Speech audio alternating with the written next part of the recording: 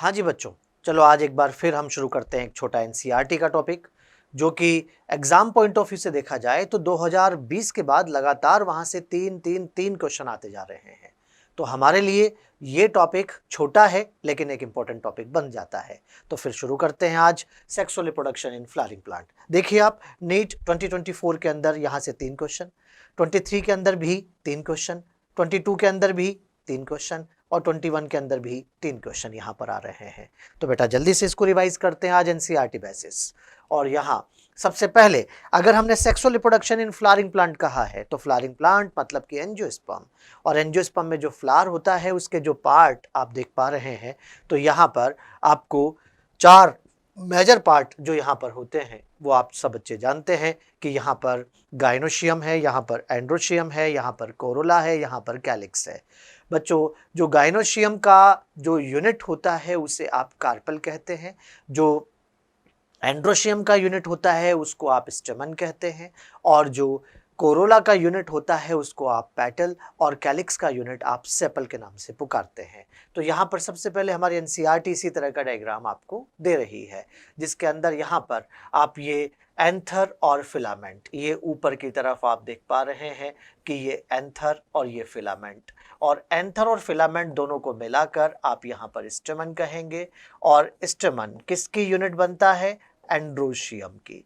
ये एंड्रोशियम की एक यूनिट है। इसी तरह से मेरे बच्चा यहाँ पर आप देख सकते हैं कि स्टिग्मा, स्टाइल और ओवरी, स्टिग्मा, स्टाइल, ओवरी, इन तीनों को एक साथ मिलाकर आप यहाँ पर गाइनोशियम, गाइनोशियम, और गाइनोशियम मैं यहाँ पर स्पेशल इसको कार्पल के नाम से पुकारूंगा, और कार्पल गाइनोशियम।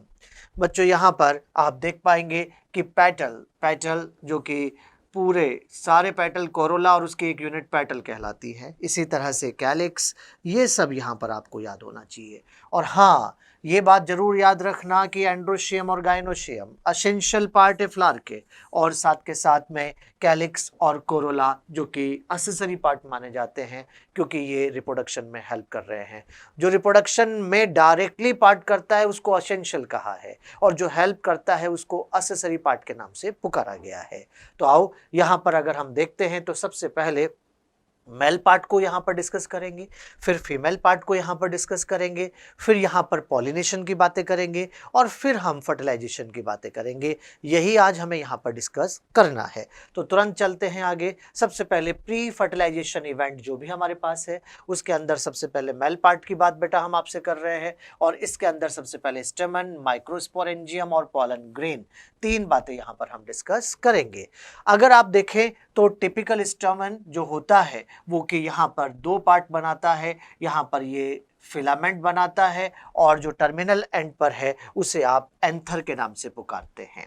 बच्चों यहाँ पर आप देख पाएंगे कि ये वाला जो लॉन्ग पार्ट आपको दिख रहा है इसको तो आप यहाँ पर फिलामेंट कह के पुकारते हैं। यहाँ पर ये लॉन्ग पार्ट फिलामेंट है, और फिलामेंट का ये वाला एंड जहां से ये थैलेमस से जुड़ता है, मतलब थैलेमस के जो पास है, पास वाला एंड यहाँ पर प्रॉक्सिमल एंड कहलाता है। जो पास है वो प्रॉक्सिमल है, और जो एंथर से जाके जुड़ता है उसे आप डिस्टल एंड के नाम से पुकारते हैं।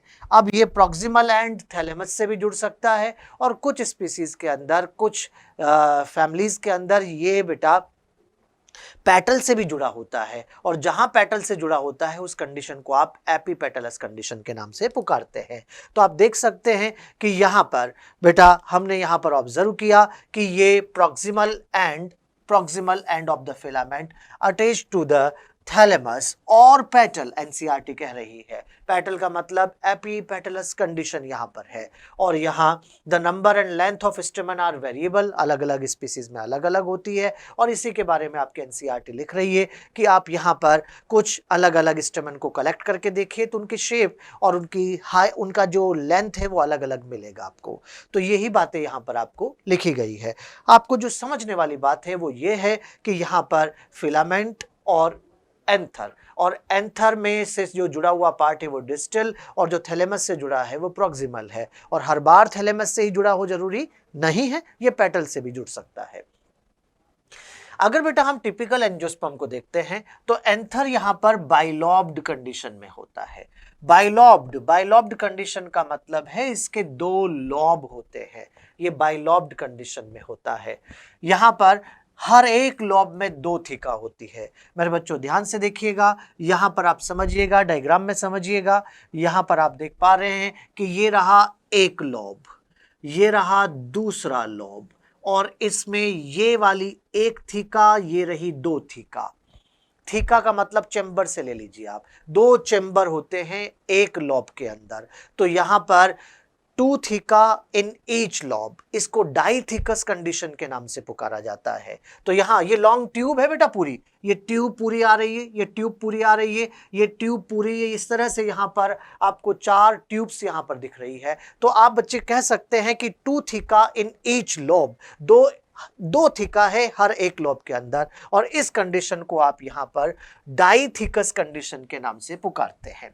Often a longitudinal groove run lengthwise separating the theca, यही देखो आप यहां पर longitudinal groove, ये वाली ग्रू बेटा, ये वाली ग्रू देखिए, ये वाली ग्रू जो यहां पर हर एक थीका जहां पर आपको दिख रही है, दोनों थीका को सेपरेट, और इसी को लाइन ऑफ डेhiscence, मतलब कि एंथर यहीं से फटेगा, यहीं से टूटेगा, तभी तो पॉलन ग्रेन निकल के बाहर आएंगे।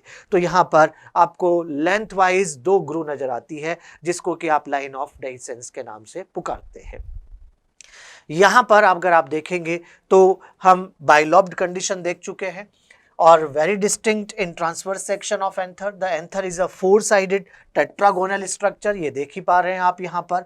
अगर इसको देखते हैं तो ये टेट्रागोनल स्ट्रक्चर बनाता है, टेट्रागोनल है, और हर एक थीका एक स्पोरेंजिया है बेटा, हर एक थीका एक स्पोरेंजिया है। तो यहां पर उसी के अंदर माइक्रोस्पोर डेवलप हो रहे हैं, तो माइक्रोस्पोरेंजिया है, तो चार माइक्रोस्पोरेंजिया यहां पर मिल रही है, और यहां हर लॉब में दो माइक्रोस्पोरेंजिया है, टोटल चार माइक्रोस्पोरेंजिया है। अगर एक टिपिकल एंजियोस्पर्म के एंथर को मैं अगर आपको सिंपल कहूं तो ये यहां पर बाइलॉब्ड होता है, डाइथीकस होता है, और टेट्रास्पोरेंजिएट होता है। ये बात सब बच्चों को क्लियर होना चाहिए। तो यहां पर आपको हर एक लॉब में दो थीका, इसको डाइथीकस कहेंगे।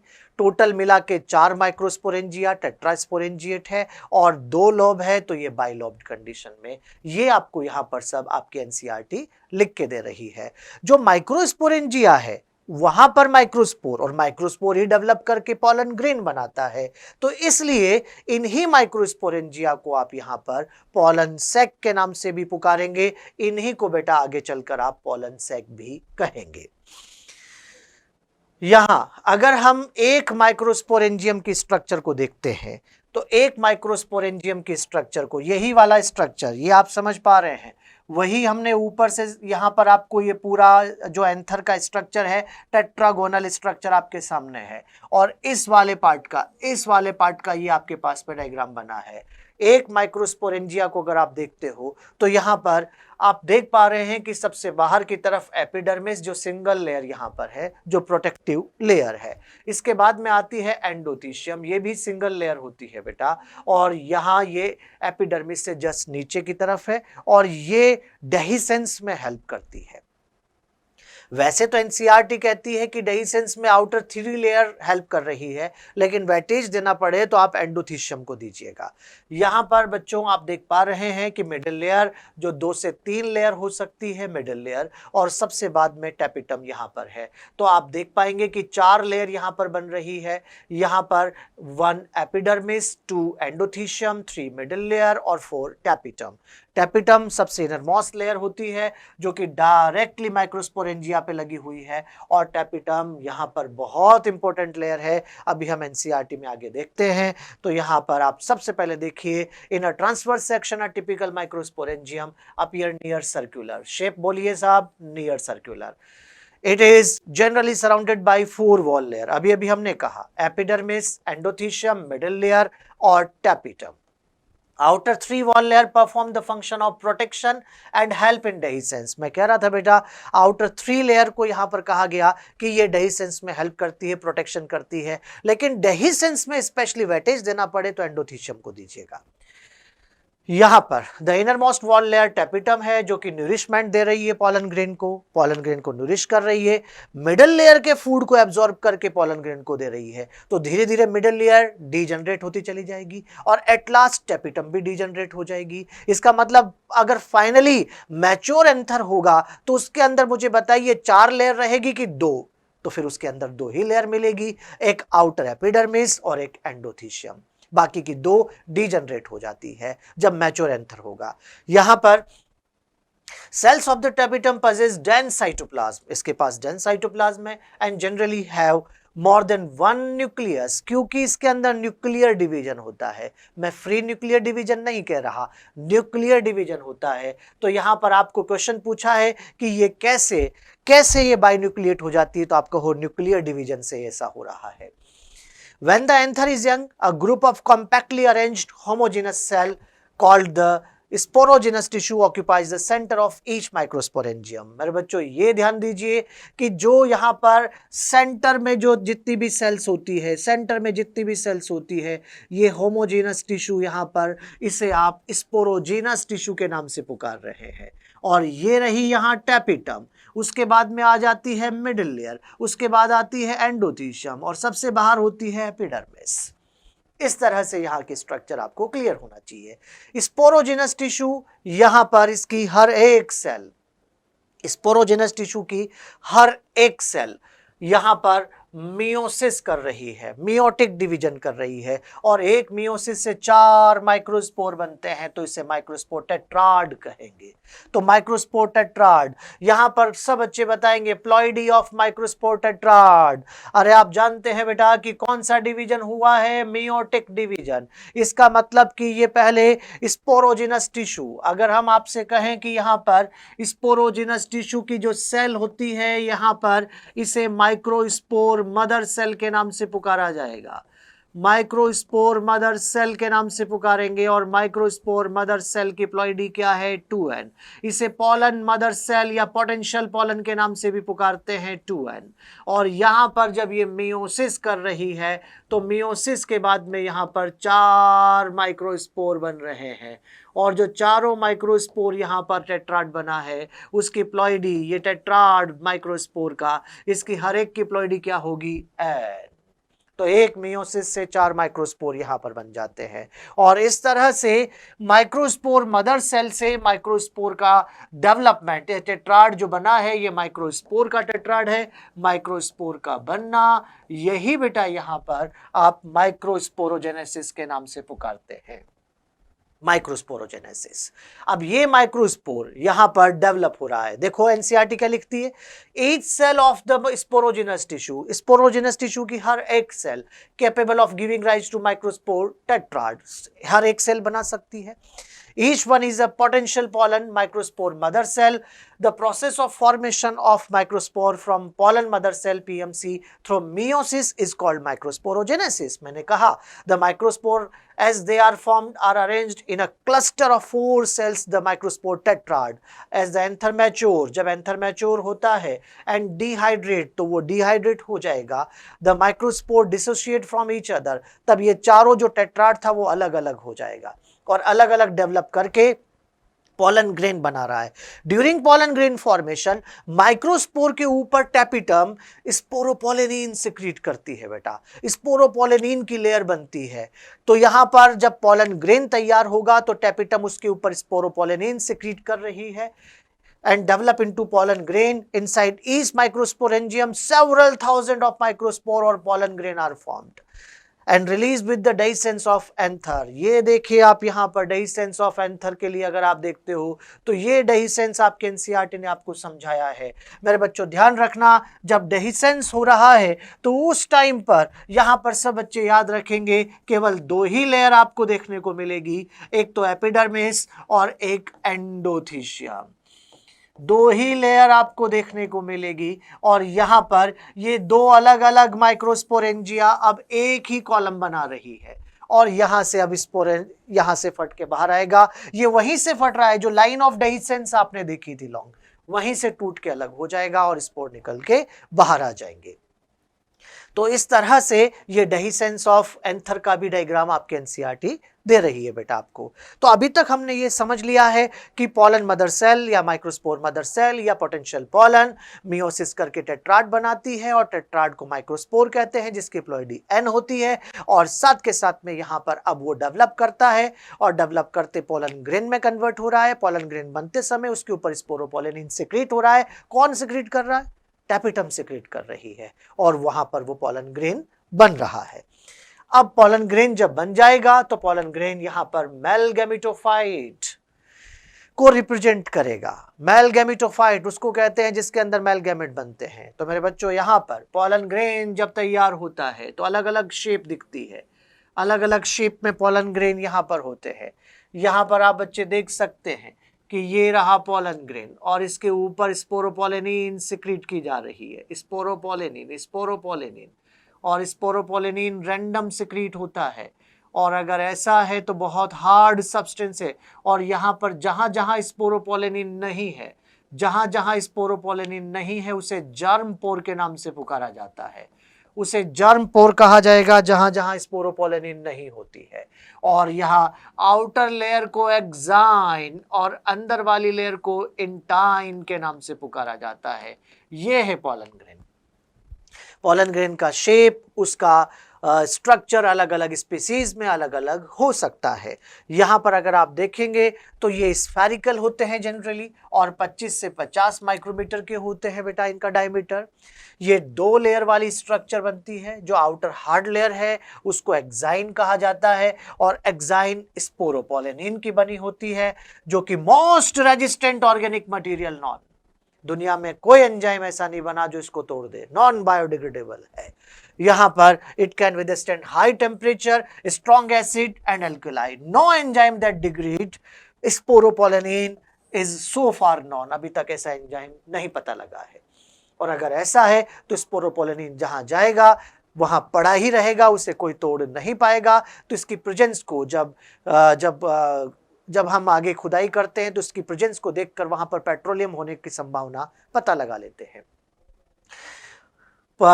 Pollen grain exine has prominent aperture called germ pore, मैंने अभी भी आपको समझाया। Where sporopollen is absent, pollen grain are well spread as fossil because of the presence of sporopollenin. The exine exhibit the fascinating array of pattern and design. मैंने कहा ना random deposition होता है स्पोरोपोलेनिन की, तो ये एक तरह से इसको ऑर्नामेंटेड करता है। फैसिनेटिंग एरे मतलब एक आकर्षण बनाता है कि पोलन ग्रेन देखो अलग अलग शेप के हैं। Why do you think the exine should be hard? क्यों हार्ड है ये अभी बता दिया है। और फंक्शन ऑफ जर्म पोर क्या है कि यहां से पोलन ट्यूब निकल के बाहर आएगी। The inner wall of the pollen grain is called intine, और इंटाइन सॉफ्ट लेयर होती है जो कि सेलुलोज और पैक्टिन की बनी होगी बेटा। और cytoplasm of pollen grain is surrounded by plasma membrane. चलिए बच्चों आगे बढ़ते हैं। यहां पर जब पोलन ग्रेन बन के तैयार हो जाता है तो पोलन ग्रेन, ये आप ध्यान रखेंगे कि यहां पर अगर आप देखोगे तो ये रहा एंथर, इसी के अंदर यहां पर पोलन ग्रेन तैयार हो चुका है। और जब पोलन ग्रेन यहां पर तैयार हो रहा है, माइक्रोस्पोर डेवलप हो रहा है, तो माइक्रोस्पोर जब डेवलप करेगा तो सबसे पहले वो यहीं पर डेवलप करके 2 सेल स्टेज में आ रहा है। ये देखिए आप, इस तरह से डेवलप हो रहा है। ये देखिए आप, इस तरह से डेवलप हो रहा है। सबसे पहले जब एंथर के अंदर है तब की बात हो रही है, एंथर के अंदर है, इन सीटू डेवलपमेंट हो रहा है। पहले यहां पर सिंगल जो न्यूक्लियस है वो डिवाइड करके एक बड़ा और एक छोटा न्यूक्लियस बनाता है। बड़ा और छोटा न्यूक्लियस, बड़ा न्यूक्लियस जो बड़ी सेल का पार्ट है और छोटा न्यूक्लियस छोटी सेल बनाता है। तो यहाँ पर असिमेट्रिक स्पिंडल हो रहा है, मतलब कि असिमेट्रिक डिवीजन हो रहा है न्यूक्लियस का, एक छोटा और एक बड़ा न्यूक्लियस बन रहा है। जो बड़ा न्यूक्लियस है उसको आप वेजिटेटिव और छोटे को जनरेटिव न्यूक्लियस कहते हैं। और जब साइटोकाइनेसिस हो जाता है, सेल बन जाती है, तो बड़ी सेल वेजिटेटिव या ट्यूब सेल कहलाती है बेटा, क्योंकि इसी से तो पोलन ट्यूब बनेगी। और जनरेटिव सेल छोटी वाली सेल है। तो यहां पर 2 सेल स्टेज आ गई है। ये यहां 2 सेल स्टेज में एंथर के अंदर ही हुआ है। 2 सेल स्टेज एंथर के अंदर ही है और इसी स्टेज में इसका पॉलिनेशन होना है। 60% एंजियोस्पर्म 2 सेल स्टेज में ही पॉलिनेशन करते हैं। 60% एंजियोस्पर्म 2 सेल स्टेज में पॉलिनेशन, लेकिन रिमेनिंग 40% के अंदर ये जनरेटिव सेल यही डिवाइड करके 2 मेल गैमेट्स बना लेती है। अगर ऐसा है तो वो 3 सेल स्टेज में चले जाते हैं, मेल गैमेट यही बन जाते हैं। लेकिन 60% एंजियोस्पर्म में जब ये स्टिग्मा पे पहुंचेगा, पॉलन ट्यूब बनाएगा, फिर वहां जाकर जनरेटिव सेल डिवाइड होकर 2 मेल गैमेट बनाती है। इसका मतलब समझ जाइए, ये स्टिग्मा के पे जाके 60% एंजियोस्पर्म में 3 सेल कंडीशन में आएगा, लेकिन 40% में ये एंथर के अंदर ही 3 सेल स्टेज में आ जाता है। तो यही सारी बातें आपके एनसीईआरटी आपको यहां पर लिख रही है। अब आते हैं साहब हम कुछ स्पेशल पॉइंट्स पे जो एनसीईआरटी दे रही है कि जो पॉलन ग्रेन तैयार हुआ है वो यहां पर एलर्जी कोज कर लेता है। और एलर्जी मतलब बाय एयर पॉलिनेशन होता है तो बहुत सारे पॉलन ग्रेन उड़ते हैं, तो ये हम इनहेल कर जाते हैं और इनके ऊपर स्पेशल प्रोटीन है जो एलर्जी कोज करता है। और एलर्जी कोज करने वाले पॉलन ग्रेन के अंदर यहाँ पर ये क्रॉनिक रेस्पिरेटरी डिसऑर्डर कोज कर रहा है, जैसे asthma, bronchitis. It may be mention that parthenium और कैरेट ग्रास, इसके पॉलन ग्रेन इस तरह से है बेटा। और ये यहाँ पर आप तो जानते ही हैं, इस तरह का एलर्जी पॉलन एलर्जी के नाम से पुकारा जाएगा। और कैरेट ग्रास, पार्थेनियम ग्रास जो कि बाहर से आई है हमारे इंडिया में। Pollen grain are rich in nutrient, ये न्यूट्रेंट रिच होते हैं। और यहाँ ये आजकल फैशन बन गया है कि इसकी टैबलेट्स, इसकी सिरप्स को लिया जाता है स्टेमिना बढ़ाने के लिए। तो ये यहाँ पर परफॉर्मेंस ऑफ एथलीट और रेस हॉर्सेस के लिए इसको यूज किया जाता है। यहाँ जब आप देखेंगे तो इस तरह का फोटो आपके एनसीईआरटी आपको दे रही है, जिसके अंदर यहाँ पर बच्चों लिखा है बी पॉलन। बी पॉलन का मतलब ये नहीं है कि जिन पॉलन ग्रेन को बी उठा के लाती है उनको हम कलेक्ट करके उनसे टैबलेट बनाते हैं, नहीं बेटा। इसका मतलब ये है कि जिन फ्लावर्स पे बीज ज्यादा विजिट करती है उन फ्लावर्स को हमने पॉलन ग्रेन्स कलेक्शन के लिए यूज किया है, क्योंकि बीज उन्हीं फ्लावर पे जाती है जो न्यूट्रिशन रिच होते हैं, जो न्यूट्रेंट रिच है बेटा। ये मतलब यहां पर है। अब यहां पर आपको एक और पॉइंट आपको दिया गया है कि जो पॉलन ग्रेन बनता है उसकी वायबिलिटी हर एक स्पीसीज में अलग अलग होती है। वायबिलिटी का मतलब जीवन क्षमता। पॉलन ग्रेन एक बार पॉलिनेशन से एंथर से निकल के बाहर आ गया तो बाहर आने के बाद वो कितने टाइम सरवाइव करेगा, कितने टाइम लिविंग रहेगा, कितने टाइम जिंदा रहेगा, उसको उसकी वायबिलिटी कहा जाता है। बच्चों यहां पर अगर हम देखें तो ये वेरिएबल वायबिलिटी है, लेकिन राइस और व्हीट सीरियल जैसे राइस और व्हीट के अंदर इसकी वायबिलिटी देखें तो 30 मिनट है बेटा। 30 मिनट के अंदर अंदर ये जाना चाहिए स्टिग्मा पर, वरना फिर सरवाइव नहीं करेगा, पॉलन ग्रेन पॉलन ट्यूब नहीं बना पाएगा। लेकिन कुछ ऐसी फैमिली है जैसे रोजेसी, लेग्यूमिनेसी, सोलेनेसी, बहुत इंपॉर्टेंट, याद रखिएगा बहुत इंपॉर्टेंट, जिनकी वायबिलिटी फॉर मंथ, यहां पर ध्यान रखें महीनों तक वायबिलिटी बनी रहती है। लेकिन जिनकी वायबिलिटी कम है उन पॉलन ग्रेन्स को प्रिजर्व करके भी रखा जा सकता है और उनके प्रिजर्वेशन के लिए स्पेशल मेथड यूज की जाती है, जिसको कि आप यहां पर क्रायो प्रिजर्वेशन के नाम से पुकारते हैं बेटा। -196 degree centigrade temperature, -196 degree centigrade में इसको लिक्विड नाइट्रोजन की प्रेजेंस में रखा जाएगा। तो वही बेटा यहां पर सीड बैंक, पॉलन बैंक, जो कि ब्रीडिंग प्रोग्राम में यूज किया जा सकता है। जिनकी वायबिलिटी कम है उनको नेचर ने तो अडेप्टेशन दिया है कि वहां बर्ड पॉलिनेशन होता है, बर्ड के अंदर ही पॉलिनेशन हो जाता है ताकि पॉलन ग्रेन निकल के बाहर ही नहीं आए। अगर आपसे सीधी भाषा में कहूं तो फ्लावर क्लिस्ट्रोगेमस होते हैं, मतलब फ्लावर ओपन नहीं होते, बर्ड में ही रहते हैं, वहीं पॉलिनेशन हो जाता है। पॉलिनेशन के बाद फिर फ्लावर ओपन होंगे। इसके बाद में अगर आगे चले तो अब आता है मेल पार्ट कंप्लीट है, पॉलन ग्रेन तैयार है। स्पोरोजिनस टिश्यू की हर एक सेल माइक्रोस्पोर मदर सेल बनती है और हर एक सेल से वहां पर माइक्रोस्पोर पॉलन ग्रेन में डेवलप होंगे, मतलब हजारों पॉलन ग्रेन बन रहे हैं। अब आ जाइए फीमेल पार्ट, और फीमेल पार्ट में बेटा पिस्टिल है, मेगास्पोरेंजियम है जिसको कि ओव्यूल कहते हैं, और एम्ब्रियो सैक है। ये सब डिस्कस करेंगे। यहां पर अगर आप देखें तो gynoecium represent female reproductive part of flower, और गाइनोशियम एक सिंगल होगा तो उसे मोनोकार्पलरी कहेंगे, और एक से ज्यादा है तो उसे मल्टीकार्पलरी कहेंगे। लेकिन जो मल्टी कार्पलरी है वो फ्यूज भी हो सकते हैं और फ्री भी हो सकते हैं। अगर फ्री है तो उसको एपोकार्पस कहते हैं और फ्यूज है तो उसको सिनकार्पस के नाम से पुकारते हैं। जैसे यहाँ पर अगर आप देखेंगे तो आपको यहाँ पर फ्री और फ्यूज आपको दिए गए हैं। बच्चा ये वाला जो डायग्राम आपको ये फ्री कार्पल सारे अलग अलग दिख रहे हैं और ये वाला डायग्राम आपको माइकेलिस के लिए दिया है जिसे बोलचाल में हम चंपा के नाम से पुकारते हैं। कॉमन अगर उसका नेम देखें, ये पेपेवर के लिए जो कि फ्यूज्ड है यहाँ पर, और ये हिबिस्कस के लिए जहाँ फ्यूज्ड है। बच्चों ध्यान रखना यहाँ पर आप देख सकते हैं स्टिग्मा फ्री है लेकिन स्टाइल और ओवरी फ्यूज हो चुकी है, तो ये यहाँ पर फ्यूज है लेकिन ये फ्री है। और कंडीशन यहाँ पर पेंटा कार्पलरी है, मतलब 1 2 3 4 5 कार्पल यहाँ पर फ्यूज है जो हम स्टिग्मा देख के पता लगा सकते हैं।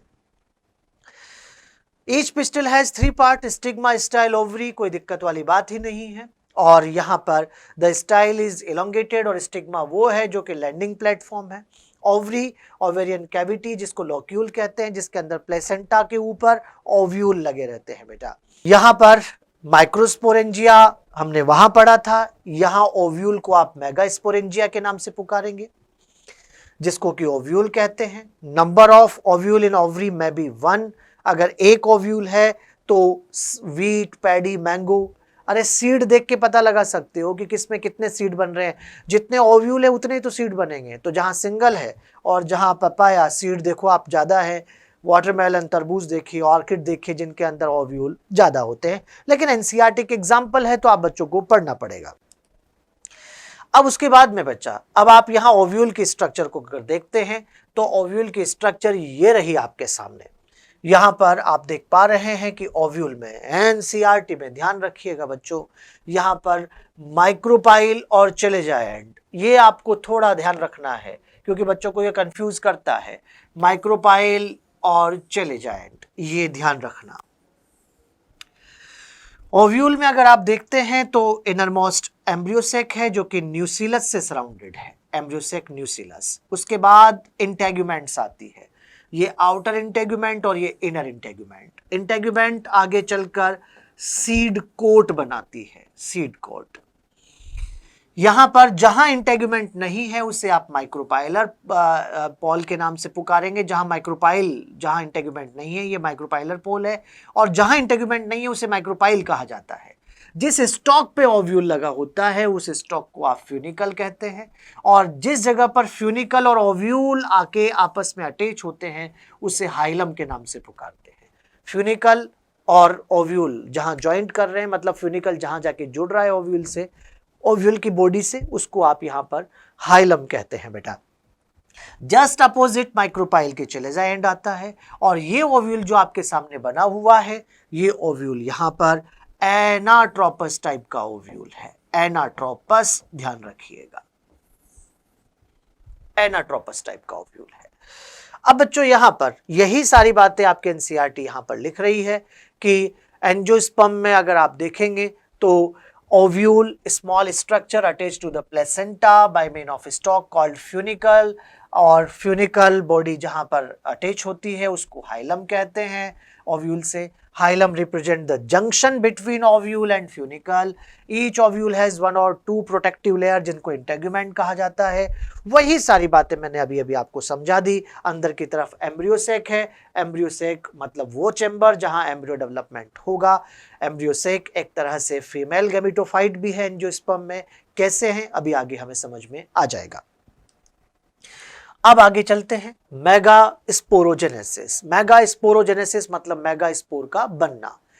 तो आप ध्यान देना, the process of formation of megaspore from the megaspore mother cell. Megaspore mother cell से मेगास्पोर का बनना मेगास्पोरोजेनेसिस कहलाता है। Ovule generally differentiate in a single megaspore mother cell. Megaspore mother cell एक ही बनती है, वहां माइक्रोस्पोर मदर सेल बहुत सारी बनी थी। स्पोरोजिनस टिश्यू की हर सेल माइक्रोस्पोर मदर सेल बना रही थी, लेकिन यहां न्यूसिलस की सेल्स में से एक सेल डेवलप होकर मेगास्पोर मदर सेल बन रही है जो कि माइक्रोपाइलर रीजन पर है न्यूसिलस के। It is large cell containing dense cytoplasm and prominent nucleus. The MMC undergo meiotic division. What is the importance of the MMC undergoing meiosis? इसका भी हमें हैप्लॉइड बनाना है, यही इसका इंपॉर्टेंस है. Meiosis result in the production of 4 megaspore. तो मेरे बच्चों ध्यान से आप देख लेंगे यहाँ पर ये डायग्राम आपकी एनसीईआरटी आपको दे रही है. यहाँ पर इधर इमेज बनाइएगा, आप इमेज बनाइएगा. ये यहाँ पर आप देख सकते हैं, ये पूरा एम्ब्रियोसेक है. ये देखिए आप, ये न्यूसिलस से भरा हुआ है. मैं डायग्राम को अलग भी बनाता हूं ताकि आपको ये बातें क्लियर हो जाए. यहाँ पर अगर देखा जाए तो ये देखिए आप, कुछ इस तरह से आप यहाँ पर डायग्राम बनाते हैं. ये यहाँ पर, और इसके अंदर बच्चों ये माइक्रोपाइलर एंड ऊपर की तरफ, माइक्रोपाइलर एंड ऊपर की तरफ है. माइक्रोपाइलर ऊपर है. यहां पर ये मेगास्पोर मदर सेल, ये बड़ी सेल, ये मेगास्पोर मदर सेल, ये वाली बड़ी सेल. यहां पर इसके चारों तरफ ये पूरा ये न्यूसिलस ही है. ये भी न्यूसिलस और ये भी न्यूसिलस से ही भरा हुआ है अभी, न्यूसिलस. तो ये वाली सेल आपको दिखाई है और आसपास ये पूरा न्यूसिलस दिखाया है. डायग्राम के अंदर ये पूरी बड़ी सेल आपको यहाँ मेगास्पोर मदर सेल है और ये न्यूसिलस है बेटा, पूरा न्यूसिलस ही है. एक सेल मॉडिफाई हुई है यहाँ पर और इसे मेगास्पोर मदर सेल कहा.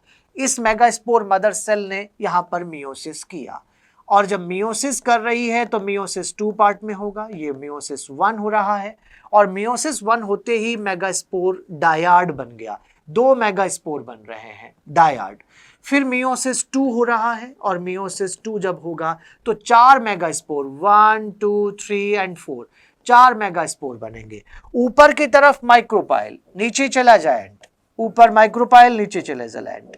यहां पर अगर आप देखते हो तो बच्चों यहां पर माइक्रोपाइलर एंड पर ये 3 ऊपर की तरफ ये छोटे मेगास्पोर है और एक बड़ा मेगास्पोर है. तो मेरे बच्चों ध्यान रखना, out of 4 3 megaspore degenerate and 1 remain functional. ये यहां पर फंक्शनल मेगास्पोर. सब बच्चे मुझे आंसर करेंगे. फंक्शनल मेगास्पोर कौन से एंड पर दिख रहा है?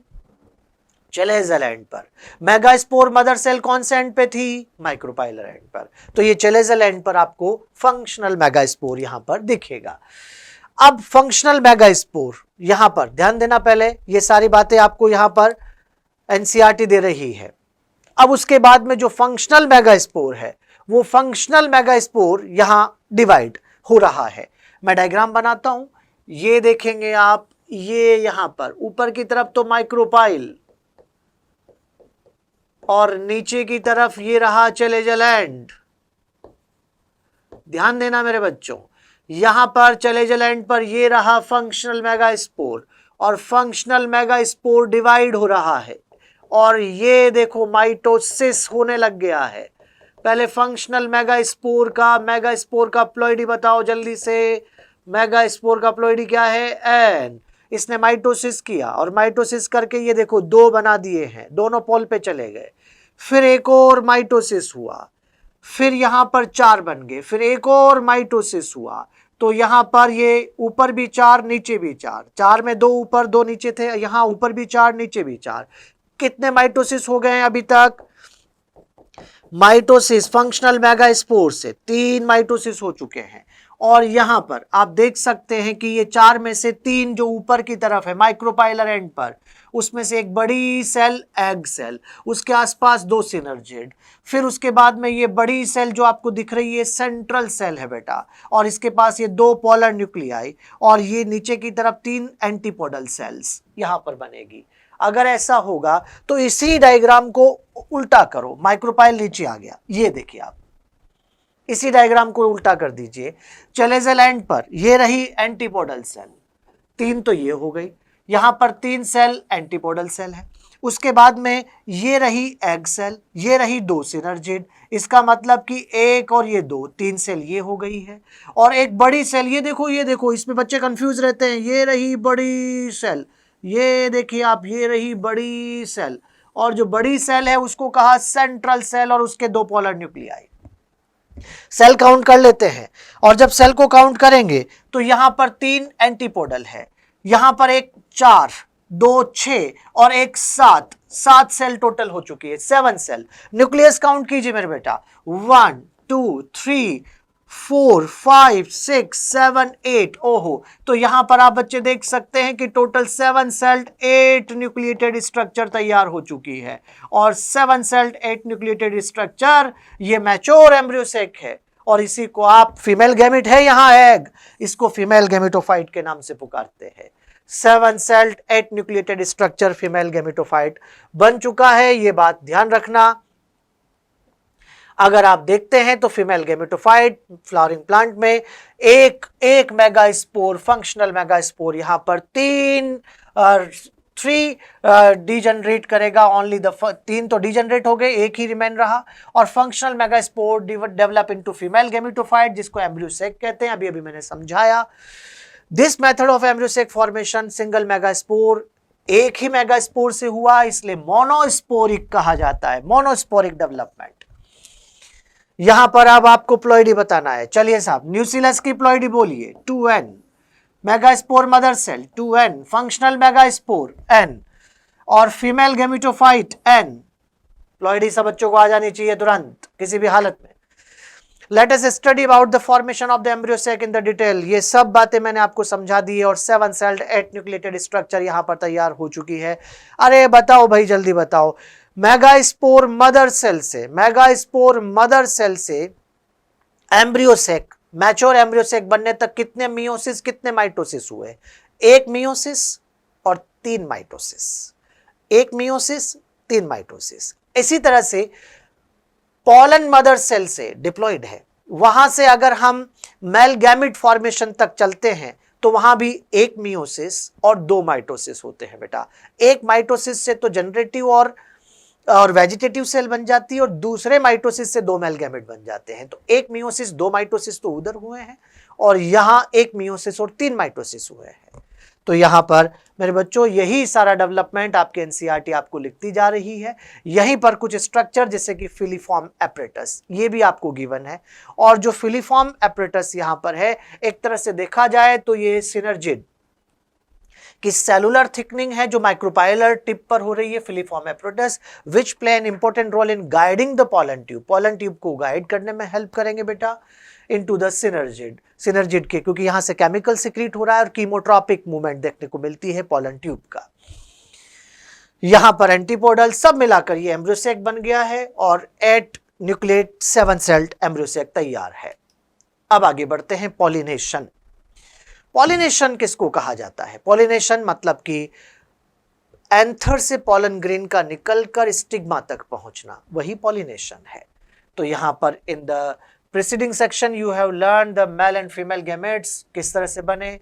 अब कहो बेटा, यहां पर as both type of gametes are non-motile, they have to be brought together for fertilization to occur. How is this achieved? ये किस तरह से अचीव किया जाता है?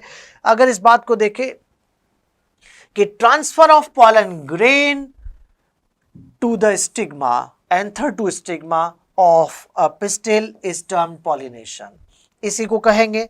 और यहां पर अगर काइंड ऑफ पॉलिनेशन देखें तो उसके पहले आपको यहां पर एजेंट ऑफ पॉलिनेशन और काइंड ऑफ पॉलिनेशन में, काइंड ऑफ पॉलिनेशन को पहले देख लीजिए। और काइंड ऑफ पॉलिनेशन में बेटा ऑटोगेमी, ऑटोगेमी का सीधा मतलब होता है कि यहां पर ये रहा फ्लावर और यहां ये रहे इसके स्टेमन्स, इसी का स्टेमन यहीं आके गिर जाए, अगर ऐसा हो रहा है तो इसे ऑटोगेमी कहेंगे। सेल्फ पॉलिनेशन जिसे कॉमन शब्दों में हम कहते हैं।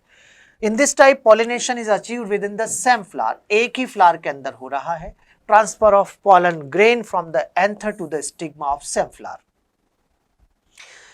नॉर्मल फ्लावर जो ओपन होते हैं, वहां पर जो ओपन हो रहे हैं, जो एक्सपोज्ड फ्लावर होते हैं, वहां पर आपके एनसीईआरटी कह रही है कि complete autogamy is rather rare, क्योंकि जब फ्लावर ओपन हो जाएगा तो वहां से पॉलन ग्रेन उड़कर किसी दूसरे का पॉलन ग्रेन स्टिग्मा पे आ सकता है।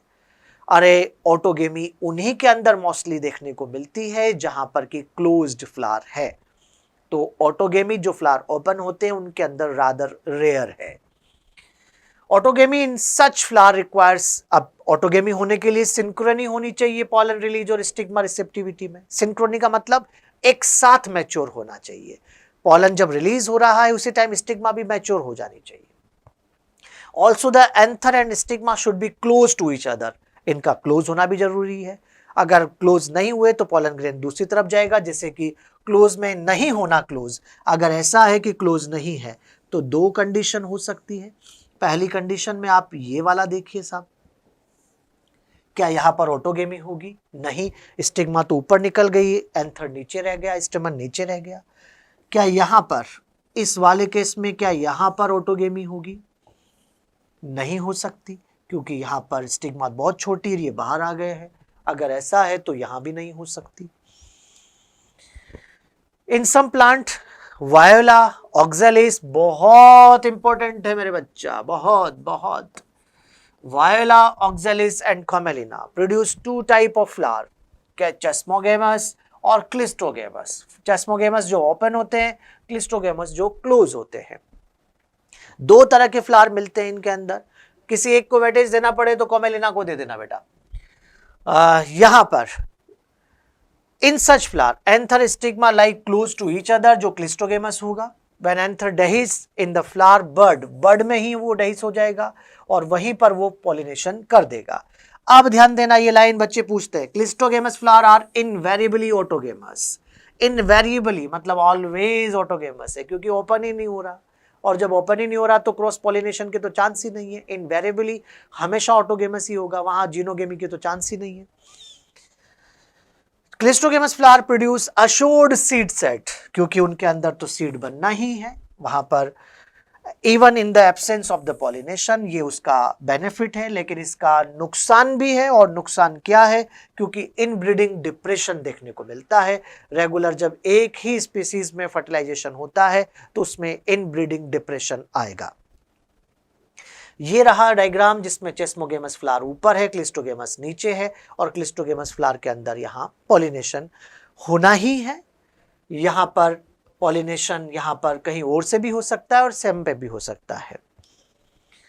उसके बाद आती है जिटोनोगेमी। जिटोनोगेमी की अगर बात करते हैं मेरे बच्चों, तो जिटोनोगेमी में आप ये ध्यान रखिएगा कि यहां पर प्लांट सेम है लेकिन फ्लावर अलग अलग है। प्लांट सेम है लेकिन फ्लावर अलग अलग है। यहां पर अगर ऐसा है कि transfer of pollen grain from anther to the stigma of another flower of the same plant, यहां पर आप कह दीजिए कि फंक्शनली क्रॉस पॉलिनेशन हो रहा है, क्योंकि कोई ना कोई ले जाने वाला चाहिए, हवा, इंसेक्ट जो भी है, क्योंकि किसी पॉलिनेटिंग एजेंट से हो रहा है। लेकिन जेनेटिकली तो एक ही प्लांट में हो रहा है, तो ये ऑटोगेमी है। तो फंक्शनली ये क्रॉस पॉलिनेशन है, लेकिन जेनेटिकली ऑटोगेमी हो रही है। Pollen grain come from the same plant. उसके बाद जीनोगेमी आती है, ट्रू क्रॉस पॉलिनेशन कह दीजिए जीनोगेमी को। यहां पर आप बच्चे देख सकते हैं कि दो एक ही स्पीसीज के दो अलग अलग प्लांट है, फ्लावर है, और यहां पर आप देखेंगे कि इस तरह से हो रहा है। और अगर ऐसा है तो ये cross pollination, true cross pollination के नाम से पुकारा जा सकता है, कोई दिक्कत वाली बात नहीं है। यहां पर जेनेटिकली डिफरेंट होगा क्योंकि अलग अलग प्लांट है, लेकिन स्पीसीज सेम है मेरे बेटा, स्पीसीज सेम है। पॉलिनेशन के एजेंट को अगर आप देखते हैं तो एजेंट ऑफ पॉलिनेशन में यहां पर मैं सीधे शब्दों में आपको लिख देता हूं कि यहां पर एनिमल भी है एजेंट ऑफ पॉलिनेशन में, यहां पर हवा भी है, और यहां पर वाटर भी है। मतलब कि आप कह दीजिए कि यहां पर बायोटिक एजेंट भी है और यहां पर एबायोटिक एजेंट भी है। लेकिन अगर सीक्वेंस बनाते हैं तो आप कुछ इस तरह से बनाइएगा, सबसे ज्यादा पॉलिनेशन एनिमल से है, उसके बाद विंड, और सबसे कम पानी से हो रहा है। पानी से सबसे कम वाटर पॉलिनेशन। जो वाटर पॉलिनेशन होता है उसको आप हाइड्रोफिली कहते हो भाई। जो विंड पॉलिनेशन होता है उसको आप एनिमोफिली कहते हो बेटा। और जो एनिमल हो रहा है उसे जूफिली के नाम से पुकारेंगे मेरे बच्चों। तो यहां आपको यही सारी बातें आपके एनसीईआरटी यहां पर लिख रही है। ए बायोटिक के अंदर विंड, वाटर, और बायोटिक के अंदर एनिमल है। Only A small proportion of plant use abiotic agent, सबसे ज्यादा तो एनिमल को यूज करते हैं।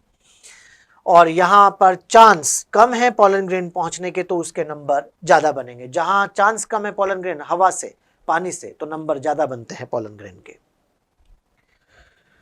विंड पॉलिनेशन, एनिमोफिली जिसको कि आप कहते हो, विंड पॉलिनेशन सबसे पहले। अब यहां पर क्या क्या हो रहा है देखिए आप, यहां पर ज्यादा मोर कॉमन है amongst abiotic pollinator. Wind pollination also required that the pollen grain are light, non sticky, कि आराम से ट्रांसपोर्ट हो जाए, हवा में उड़ जाए।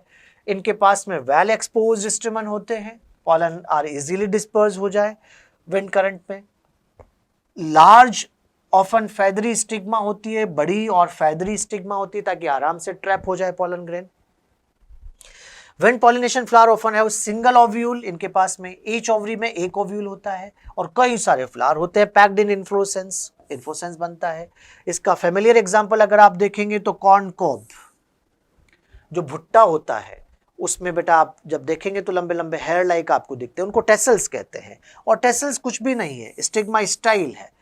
ये स्टिग्मा स्टाइल है जो टेसल के नाम से वहां पर पुकारा जा रहा है, जो कि विंड पॉलिनेशन ज्यादातर ग्रासेस में मिलता है आपको। तो ये कुछ बातें याद रखना कि पॉलन ग्रेन लाइट वेट होता है, नॉन स्टिकी होता है, वेल एक्सपोज स्टेमन होते हैं, यहाँ फेदरी और बड़ी स्टिग्मा होती है, फ्लावर में एक ओव्यूल होता है, ये बातें याद रखनी है। वाटर पॉलिनेशन, वाटर पॉलिनेशन को अगर आप देखते हो तो इसको हाइड्रोफिली कहते हैं और हाइड्रोफिली बहुत कम जेनेरा में देखने को मिलती है। अगर मोनोकोट में देखें तो 30 जेनेरा ऑफ मोनोकोट यहां पर आपको ये देखने को मिलती है, monocotyledons. As against this, you would recall the water is regular mode of transport for male gamete. Male gamete का ट्रांसपोर्ट होना वैसे ब्रायोफाइटा, टेरिडोफाइटा, एल्गी इनके अंदर तो आपने देखा ही है, लेकिन एंजियोस्पर्म के अंदर ये बहुत कम देखने को मिलता है कि पानी से वहां, क्योंकि जैसे जैसे एवोल्यूशन हुआ है पानी पे तो डिपेंडेंस कम हुई है ना, टेरेस्ट्रियल एडेप्टेशन बढ़े हैं। तो यहां पर आप बच्चे देख पाएंगे कि विंड पॉलिनेशन, वाटर पॉलिनेशन, और वाटर पॉलिनेशन के अंदर एग्जाम्पल देते हैं आपको, जैसे कि Vallisneria, Hydrilla and Zostera. Vallisneria, Hydrilla fresh water में, जोस्टेरा मैरीन वाटर में, जिसको सी ग्रास के नाम से भी पुकारा जाता है। यहां याद रखना बेटा, वैलिसिनेरिया में पानी में रह रहा है, प्लांट अंदर रहता है, सबमर्ज्ड है, लेकिन फ्लावर ऊपर आता है। तो यहां पानी की सरफेस पे आके पॉलिनेशन होता है, सरफेस पे आके। ऐसा भी नहीं है कि हर पानी में रहने वाले पानी से ही पॉलिनेशन करेंगे। जैसे आपके पास यहां पर वाटर हाइसिंथ, जिसको कि आइकोनिया कहते हैं, वाटर लिली, यहां ऐसे एग्जाम्पल है जो पानी के ऊपर है और इनका पॉलिनेशन इंसेक्ट और हवा से हो रहा है। वैलिसिनेरिया के अंदर बहुत स्पेशल मैकेनिज्म है। अगर आप देखेंगे तो वैलिसिनेरिया के अंदर आप देखें, ये रहा फीमेल, पहले डूबा हुआ था लेकिन फीमेल फ्लावर ऐसे स्प्रिंग की तरह खुलता हुआ बाहर आ जाता है और फीमेल फ्लावर बाहर आ गया। और अब बच्चे आप देख पाएंगे कि यहाँ पर ये रहा मेल फ्लावर, ये भी नीचे डूबा हुआ है लेकिन पॉलन ग्रेन रिलीज करता है, तो पॉलन ग्रेन तैर के ऊपर आ जाते हैं और ऊपर आकर इसके फ्लावर में ट्रैप हो जाएंगे। तो वाटर सरफेस पर जब यहाँ पर पॉलिनेशन हो रहा है तो उसको एपीहाइड्रोफिली के नाम से पुकारते हैं। तो यहाँ ये फीमेल फ्लावर देखो, ये स्प्रिंग के जैसे खुल के ऊपर आ गया, फ्लावर वाटर सरफेस पे आ जाता है। यहां बच्चों आपको ये ध्यान रखना है, एनसीईआरटी यही लिख रही है, in Vallisneria the female flower reach the surface of water by the long stalk and the male flower और pollen grain are released on the surface of water, carried passively by water current, और वहां पर वो ऊपर की तरफ आकर उसका पॉलिनेशन कर रहे हैं। विंड और वाटर में जो पॉलिनेशन होता है उसमें फ्लावर को कोई कलरफुल होने की जरूरत नहीं है, कोई नेक्टर रखने की जरूरत नहीं है, क्योंकि उनको कौन सा अट्रैक्ट करना है, हवा और पानी को, वो तो अपने आप ही होना है। इसके बाद एनिमल पॉलिनेशन आता है, बहुत इंपॉर्टेंट है भाई एनिमल पॉलिनेशन, ध्यान रखिएगा। यहाँ पर एनिमोफिली नहीं, इसको जूफिली के नाम से पुकारा जाएगा। एनिमोफिली हम विंड पॉलिनेशन के लिए कहते हैं। मेजॉरिटी ऑफ फ्लावरिंग प्लांट जो कि रेंज ऑफ एनिमल को यूज करते हैं उसमें सबसे ज्यादा बीज 80% यही है। Butterflies, flies, beetles, wasp, ants, moth, bird में sunbird, humming bird and bats are the common pollinating agent है। यहाँ पर डोमिनेंट बायोटिक पॉलिनेटिंग एजेंट में एनिमल अगर देखें तो इंसेक्ट आता है, सबसे ज्यादा पॉलिनेशन कर रहा है। लार्जर एनिमल भी पॉलिनेशन करते हैं, जैसे प्राइमेट्स में लिमर्स आते हैं, अर्बोरियल ट्री ड्वेलिंग रोडेंट्स भी आते हैं। रेप्टाइल्स में यहाँ पर गेगो लिजार्ड भी आती है, गार्डर लिजार्ड भी आती है। Also have been reported as pollinator in some species, जरूर पढ़ लेना है एक बार। एंटोमोफिली जो इंसेक्ट पॉलिनेशन है मोस्ट कॉमन है, सबसे ज्यादा देखने को मिलता है जूफिली के अंदर। यहाँ के फ्लावर लार्ज होते हैं, कलरफुल होते हैं, फ्रेगनेंट होती है और नेक्टर से भरे रहते हैं। जो थैलेमस में बनने वाला शुगर सॉल्यूशन उसको नेक्टर कहा जाता है बेटा। थैलेमस में जो शुगर सॉल्यूशन बनता है उसको नेक्टर के नाम से आप पुकारते हैं। यहां पर अगर फ्लावर छोटा है तो क्लस्टर में होगा और वो इन्फ्लोरेसेंस बनाएगा। यहां पर फ्लावर को कलरफुल फ्लावर होते हैं, फ्रेगनेंस है तो उससे ही अट्रैक्ट करते हैं। लेकिन जिन फ्लावर में स्मेल गंदी होती है वहां पर फ्लाइज आती है। फॉल ऑर्डर जहां पर है तो फ्लाइज और बीटल्स वहां पर आती है। और इसके अंदर अगर आप देखेंगे तो यहाँ पर नेक्टर और ये सब जो फ्लावर दे रहा है उसके बदले में इंसेक्ट वहां पर पॉलिनेशन करके भी जाता है। यहाँ जो पॉलन ग्रेन बनते हैं वो पॉलन ग्रेन्स यहाँ पर स्टिकी नेचर के होते हैं, जो आराम से चिपक जाएं और पॉलन ग्रेन को स्टिग्मा तक ले जाएं।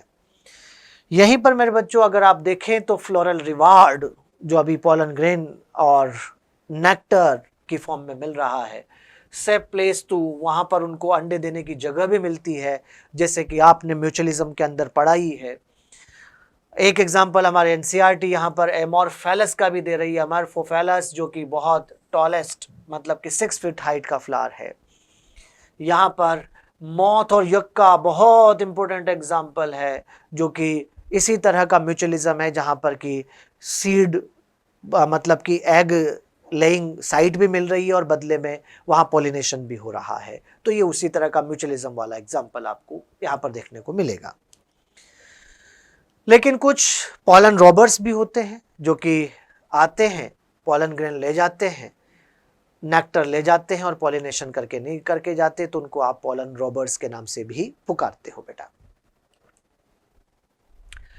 अब आती है कि प्लांट ने क्रॉस पॉलिनेशन और सेल्फ पॉलिनेशन में क्रॉस पॉलिनेशन को ज्यादा इंड्यूस किया है, क्योंकि क्रॉस पॉलिनेशन वेरिएशन डेवलप करवाता है, तो नेचर उसी की तरफ ज्यादा जा रही है। तो प्लांट ने ऐसे डिवाइसेस बनाई है जिससे कि सेल्फ ना होके क्रॉस पॉलिनेशन इंड्यूस किया जाए, और इसी को आप आउट ब्रीडिंग डिवाइसेस के नाम से पुकारते हैं। Majority of flowering plant produce hermaphrodite, मतलब कंप्लीट फ्लावर, जहां पर मेल फीमेल दोनों होते हैं उसे हर्मेफ्रोडाइट कहा जाएगा। Pollen grain are likely to come in contact with the stigma of the same flower. Continued self pollination result in inbreeding depression. तो flowering plant have developed many devices to discourage self and encourage cross pollination. तो पहली device ये आ गई। In some species pollen release and stigma receptivity are not synchronized, मतलब pollen grain तो mature हो गया लेकिन अभी स्टिग्मा मैच्योर ही नहीं है, या फिर स्टिग्मा मैच्योर हो गई, pollen अभी मैच्योर नहीं है। इसे प्रोटोगाइनी प्रोटोएंड्री कहते हैं बेटा। प्रोटोगाइनी के अंदर फीमेल पार्ट पहले मैच्योर हो जाए, प्रोटोएंड्री के अंदर मेल पार्ट पहले मैच्योर हो जाए। जब दोनों साथ मैच्योर होते हैं तो सेल्फ पॉलिनेशन को इंड्यूस करते हैं, लेकिन दोनों अलग अलग मैच्योर होंगे तो क्रॉस पॉलिनेशन इंड्यूस होगा। दूसरा आता है यहां पर, in some other species the anther stigma are placed at different position. Position ही अलग अलग हो जाए। जैसे अभी थोड़ी देर पहले मैंने आपको यहां पर एक डायग्राम बना के बताया था, उस डायग्राम के अंदर बच्चों आपने देखा था कि वहां पर दोनों का अलग अलग पोजीशन अगर हो रहा है। ये देखिए आप, ये यहां पर ये स्टेमन छोटा रह गया, स्टिग्मा ऊपर निकल गई, यहां पर स्टिग्मा छोटी रह गई, स्टेमन मतलब बाहर निकल के आ गया। तो ये है यहां पर उनका फिजिकल बैरियर आ गया, मतलब उनकी स्ट्रक्चर ही अलग अलग हो गई, हाइट ही अलग अलग हो गई। तो इसको बेटा यहां पर आपको, ये आपके एनसीईआरटी यहां पर आपको लिख के दे रही है कि ये भी एक तरह का बैरियर डेवलप हो चुका है। आउटब्रीडिंग डिवाइसेस में डिफरेंट पोजीशन हो जाए, can not come in contact with the stigma of the same flower, both this devices prevent autogamy. अब थर्ड डिवाइस देखो, ये सेकंड हो गया। Third device self incompatibility. Self incompatibility का मतलब होता है कि अगर खुद खुद के प्लांट का, एक ही प्लांट का अगर पॉलन ग्रेन उसी के फ्लावर पे आके गिरता है, फ्लावर अलग अलग भी हो सकते हैं और सेम भी हो सकता है, लेकिन जीन तो एक ही है ना, तो वहीं आके गिरता है तो अपने जीन के लिए वो वहां पर डेवलपमेंट नहीं होने देगा। जब स्पीसीज सेम लेकिन दूसरे प्लांट से आएगा तो उसी का डेवलपमेंट होगा, मतलब सेल्फ के लिए इनकॉम्पेटिबल है, उसका डेवलपमेंट वो नहीं होने देगा। This is genetic mechanism and prevent self pollen from the same flower और other flower of the same plant. दोनों बातें हो सकती है, सेम फ्लावर भी हो सकता है और other flower of same plant भी हो सकता है, उनके लिए सेल्फ इनकॉम्पेटिबिलिटी, डेवलपमेंट ही नहीं होना जाएगा, पॉलन ग्रेन ही नहीं बनने दी जाएगी। आखिरी आता है अनदर डिवाइस 4, यहां पर अगर आप देखेंगे to prevent self pollination is the production of unisexual flower. यहां पर production of unisexual flower, unisexual flower है, अरे प्लांट में मिलता ही एक सेक्स है, मतलब कि वहां पर या तो मेल या फीमेल, तो फिर वहां पर सेल्फ पॉलिनेशन के चांस ही नहीं है। Mail and female flower present on the same plant, अगर दोनों अगर एक पे है, मेल एंड फीमेल फ्लावर एक पे है, सेम प्लांट पे है, ये वाली कंडीशन, यहां पर मैं थोड़ी जगह देखता हूं भाई कहां पर मिल सकती है। हाँ, अगर आप देखेंगे तो ये वाली कंडीशन, ये केवल मेल है और उसी पर केवल फीमेल है, अगर ऐसा है तो ये कंडीशन यहां पर देखिएगा, बहुत पीछे आ गए हम,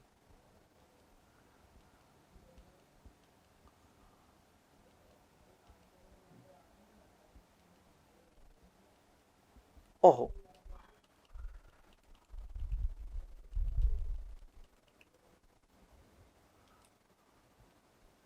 हाँ ये रहा, यहां पर मेरे बेटा unisexual flower if both male and female flower are present on the same plant as castor and maize, इस कंडीशन को आप मोनोशियस कंडीशन कहते हैं। ये रही हमारे पास जगह, यहां बनाते हैं, देखिएगा यहां पर एक तरफ एक फ्लावर ऐसा है, मैं सिंबॉलिक बना रहा हूं समझ जाइएगा, जिसमें केवल मेल है, एक फ्लावर ऐसा है जिसमें केवल फीमेल है। ये कंडीशन, प्लांट तो एक ही है ना, तो प्लांट एक है तो ये कंडीशन क्या कहलाती है मेरे बेटा, मोनोशियस कंडीशन कहलाती है। इस कंडीशन को आप यहां पर मोनोशियस कंडीशन के नाम से पुकारते हैं। ये लीजिए, अब एनसीईआरटी क्या कहती है देखिएगा ध्यान से, it prevent autogamy but not geitonogamy. देख लीजिए आप ध्यान से, prevent autogamy but not geitonogamy. Autogamy नहीं हो सकती क्योंकि सेम फ्लावर में नहीं हो सकता, लेकिन प्लांट तो एक ही है ना, तो जिटोनोगेमी तो हो सकती है। यहां monoecious condition prevent autogamy but not geitonogamy, यह आपको समझ में आ जाना चाहिए। यहां पर ऑटोगेमी नहीं हो सकती लेकिन जिटोनोगेमी हो रही है। उसके बाद में यहां पर नेक्स्ट देखिएगा, in several species such as papaya, male and female flower are present on different plant, dioecious condition, dioicy जिसको कहते हैं। यहां पर अगर आप देखते हैं तो अलग अलग प्लांट पे बेटा आपको यहां पर, जैसे एक प्लांट ये रहा आपके पास और इसमें आप बच्चों ने देखा कि यहां पर केवल फीमेल पार्ट है, दूसरा प्लांट यहां पर है जिसमें आप देख पा रहे हैं कि केवल यहां पर मेल पार्ट है, तो यहां पर आप देख पाएंगे कि ये केवल फीमेल, ये केवल मेल। ये कंडीशन डायोशियस कंडीशन कहलाती है, इसको आप डायोशियस कंडीशन के नाम से पुकारते हैं। अब इसमें क्या लिखा है आपके एनसीईआरटी ने, देखो आप, this condition prevent both autogamy and geitonogamy. यहां पर ना ऑटोगेमी होगी ना जिटोनोगेमी होगी, क्योंकि यहां पर ऑटोगेमी भी नहीं हो सकती और जिटोनोगेमी के तो चांस ही नहीं है और ऑटोगेमी की भी नहीं है। हाँ, जीनोगेमी जरूर हो सकती है, दूसरा आके यहां पर आ जाए। तो ये सारी बातें प्रिवेंट कर रही है सेल्फ पॉलिनेशन को और बढ़ा रही है क्रॉस पॉलिनेशन को। जब पॉलन ग्रेन उड़ के स्टिग्मा पे पहुंचता है, पॉलन ग्रेन उड़ के जब स्टिग्मा पे पहुंचता है, पॉलन ग्रेन उड़कर जब स्टिग्मा पे पहुंच गया तो वहां पर उसका कंप्लीट चेकअप किया जा रहा है कि अपना है कि पराया है, और इस तरह का चेकअप ही यहां पॉलन पेस्टिल इंटरेक्शन के नाम से पुकारा जाएगा। राइट टाइप का पॉलन ग्रेन आना चाहिए, जो कॉम्पेटिबल पॉलन ग्रेन है। Often pollen of wrong time यहां पर आ जाता है, तो उसके लिए सेल्फ इनकॉम्पेटिबिलिटी भी होती है। और खुद के लिए सेम प्लांट से आ जाए तो सेल्फ इनकॉम्पेटिबिलिटी होती है, और दूसरी स्पीसीज का आ जाए तो उसके लिए भी इनकॉम्पेटिबल है। Wrong, incompatible. If it is the right type, the pistil accept the pollen and promote post pollination event. और इसमें pollen tube formation आएगा और fertilization आएगा। If the pollen is the wrong type, the pistil reject the pollen by preventing pollen germination on the stigma or pollen tube growth in the style. The ability of the pistil to recognize the pollen. यहाँ pistil का pollen को recognize करने का जो ability है, उसी को आप यहाँ पर एक्सेप्टेंस रिजेक्शन जो हो रहा है, कंटिन्यूअस डायलॉग जो हो रहा है, उसी को पॉलन पिस्टिल इंटरेक्शन के नाम से पुकारेंगे। कंटिन्यूअस डायलॉग का मतलब केमिकल डायलॉग, ये केमिकल मीडिएटेड ही होता है बेटा, केमिकल से ही तो पता लगता है। दिस डायलॉग मीडिएट केमिकल, यहां पर केमिकल डायलॉग हो रहा है। और रिसेंट ईयर में यहाँ पर botanist have been able to identify some of the pollen pistil component and interaction leading to the recognition followed by acceptance और रिडक्शन। मतलब आजकल बायोलॉजिस्ट ने ये सर्च कर लिया है कि कौन से जीन है जो इसके रिजेक्शन के एक्सेप्टेंस के लिए रेस्पॉन्सिबल है, और उन जीन पे काम चल रहा है। दूसरी स्पीसीज के पॉलन ग्रेन की ग्रोथ को भी करवाया जा सकता है उनको सर्च करने के बाद, क्योंकि केमिकल बनना बंद हो जाएंगे तो दूसरे भी जाकर जो केमिकल रिजेक्ट कर रहे थे, अगर वो केमिकल बनना बंद हो जाएंगे तो दूसरे पॉलन ग्रेन भी ग्रो करने लग जाएंगे। As mentioned earlier, following compatible pollination, the pollen grain germinate on the stigma to produce a pollen tube through one of the germ pore. Germ pore जहां एक्साइन नहीं है, वहां से pollen tube, एक से pollen tube निकलती है। Content of the pollen grain move into the pollen tube. Content of pollen grain बोले तो वहां पर ट्यूब न्यूक्लियस आप देख सकते हैं, कुछ इस तरह से आप कह दीजिए, ये पॉलन ग्रेन है और इससे पॉलन ट्यूब बनेगी, और पॉलन ट्यूब के अंदर एक्सट्रीम टिप पर तो ट्यूब न्यूक्लियस आ जाएगा, और पीछे की तरफ जनरेटिव सेल डिवाइड करके 2 मेल गैमेट बना लेगी, 3 सेल स्टेज आ रही है। In such plant, generative cell divide and form the 2 male gamete during the growth of pollen tube in the stigma. वहीं पर इसके 2 male gamete भी तैयार हो गए हैं। In plant which shed pollen into 3 cell condition, जहां पर 3 सेल कंडीशन में ही pollen grain आया है, वहां पर pollen tube carry the 2 male gamete into from the beginning. Pollen tube after reaching the ovary enter the ovule through the micropylar end, और इसी को यहां पर कहेंगे कि वो सिनर्जिड से जा रहा है अंदर। एक सिनर्जिड जो फिलीफॉर्म एपरेटस है वहां पर से वो अंदर की तरफ मूव करेगा एक सिनर्जिड में। Filiform apparatus present at the micropylar part, synergid guide the entry of pollen tube. Synergid ने पॉलन ट्यूब की एंट्री को गाइड किया है, फिलीफॉर्म एपरेटस ने गाइड किया है क्योंकि केमिकल सिक्रीट किया है। All this event from pollen deposition on stigma until pollen tube enter the ovule, इसी को आप pollen pistil interaction के नाम से पुकारेंगे। डायनामिक प्रोसेस है involving pollen recognition followed by promotion और inhibition of the pollen। सब चीजें यहां पर आपने देखी है। अब आजकल इस एरिया में नॉलेज इकट्ठी की जा रही है और प्लांट ब्रीडर इसको यूज कर रहे हैं ताकि पॉलन पिस्टिल इंटरेक्शन को मैनिपुलेट किया जा सके और दूसरी स्पीसीज के पॉलन ग्रेन को भी ग्रो करवाया जा सके। डिजायर्ड हाइब्रिड इससे तैयार हो जाएंगे, और पॉलन जर्मिनेशन यहां पर by dusting some pollen from flower of such as pea, chickpea, Crotalaria, balsam and vinca on a glass slide. इसको आप देखेंगे तो आपको वहां पर पॉलन ट्यूब बनती हुई दिखेगी। ये तो सिंपल बातें की है एनसीईआरटी ने। जो ब्रीडर्स है वो इंटरेस्टेड है क्रॉसिंग डिफरेंट स्पीसीज, कहा मैंने बार बार आपसे, and often genera to combine desirable character to produce commercially superior variety. Artificial hybridization के अंदर बेटा यहां पर ये ध्यान रखेगा, one of the major approach of crop improvement program in such crossing experiment, it is important to make sure that only the desired pollen grain are used for pollination and the stigma is protected from contamination. कहने का मतलब समझ जाइए, जब plant breeding हो रही है तो उस टाइम पर प्लांट ब्रीडिंग जब हो रही है तो उस टाइम पर यहाँ पर फ्लावर पर वही पॉलन ग्रेन आना चाहिए जिसको कि हम चाहते हैं। दूसरा पॉलन ग्रेन कंटामिनेशन कहला रहा है क्योंकि वो वहाँ आके कंटामिनेट कर रहा है, दूसरा कोई आ गया। तो उससे पहले काम करो ना कि मैचुरेशन से पहले यहाँ के एंथर कट कर दो और इसको बैग से ढक दो। अगर ऐसा करेंगे तो यहाँ पर एंथर को हटाना इमास्कुलेशन और बैग से कवर करना बैगिंग कहलाता है। तो आप अगर ऐसा करेंगे तो इमास्कुलेशन और बैगिंग से इसको आप अचीव कर सकते हैं।